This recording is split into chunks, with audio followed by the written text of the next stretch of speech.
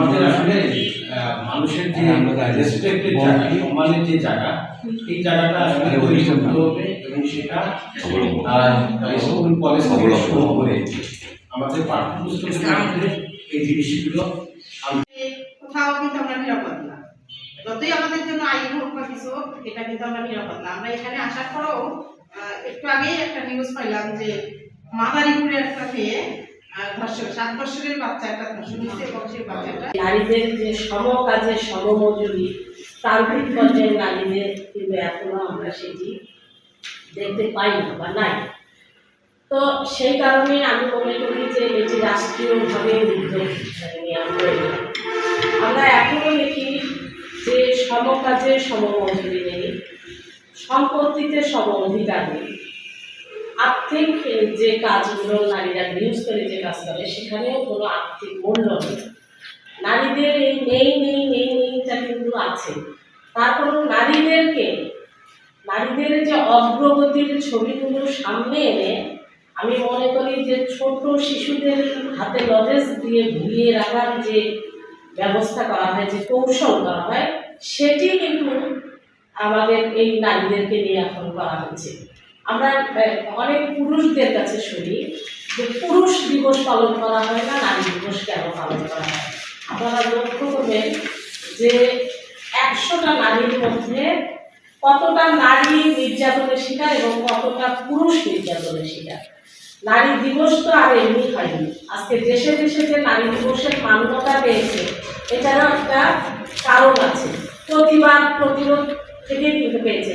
এর পেছনে কিন্তু কোটি কোটি নারীর যে সংগ্রাম, যে ইতিহাস, বঞ্চনা, নীতির কষ্টের গল্প কিন্তু লুকায়িত আছে। আমরা আমাদের সংগঠনের পক্ষ থেকে যখন অনেক গ্রামে গঞ্জে কাজ করতে যাই, এখনো আমি যেটি দেখি যে একটা উঠান বৈঠক করে যখন আমরা সব নারীদেরকে নিয়ে বসি, অনেক গ্রামের পুরুষরা কিন্তু লাঠি নিয়ে আসে যে এখানে বসে দেওয়ানগিরি করার কি প্রয়োজন। এখনো কিন্তু এইরকম চিত্র আছে। তারপরে আমরা কিন্তু চাই যে নারী পুরুষের সমতা তৈরি হবে, নারী পুরুষ আমরা সবাই সমানভাবে কাজ করবো। আমাদের যে মর্যাদাটুকু সেটি কিন্তু আমরা চাই।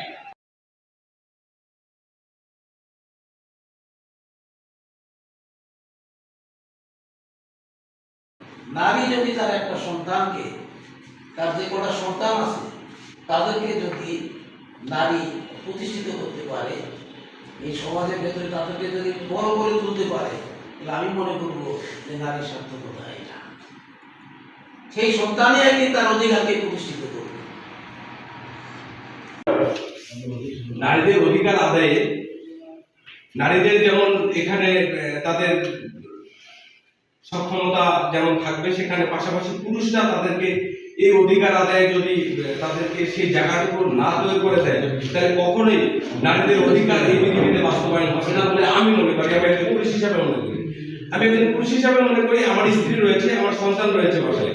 তো আমার যে স্ত্রীর যে অধিকারটুকু, আমি যদি আমার বাসায় সে অধিকারটুকু বাস্তবায়ন করে দিই, তাহলে পৃথিবীতে প্রত্যেকটি ঘরে, প্রত্যেকটি পরিবারে যদি নারীদের যে অধিকার আছে, তারা যে অধিকারটুকু চায় সেটি যদি বাস্তবায়ন হয়, তাহলে নারীদেরকে কখনোই রাস্তায় নামতে হবে না অধিকার আদায়ের জন্য। এই জন্য আসুন আমরা সবাই আমাদের নিজেদের জায়গা থেকে, আমরা যারা পুরুষ রয়েছি, নারীর যে অধিকার তারা চাচ্ছে, সেই অধিকার, তাদের যে অধিকারটুকু, সেটি ন্যায়সঙ্গত যে অধিকারগুলো, সেগুলো আমরা বাস্তবায়নে সবসময় তাদের পাশে দাঁড়িয়ে তাদের এই অধিকার আদায়ে আমরা তাদের পাশে থেকে আন্দোলন করব।